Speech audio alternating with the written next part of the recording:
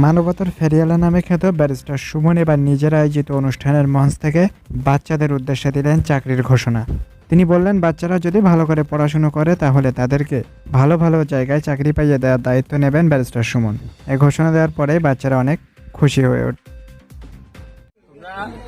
পড়াশোনা করতেই পাই, পড়াশোনা যদি করো তাহলে আমি এমপি হিসাবে সফল হইব, আর যদি পড়াশোনা না করো তাহলে মানুষে বলবো এর এমপি মানে কোনো লাভ হয়েছে না। আর তোমরা পড়াশোনা করলে আমি পালা পালা জায়গা তোমরা চাকরি লইয়া দিতাম পারবো।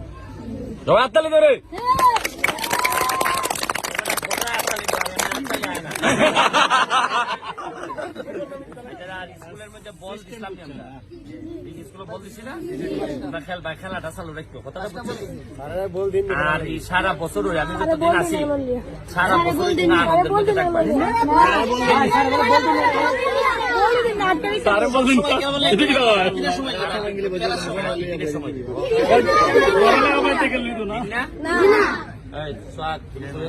সময় পেলে বলতে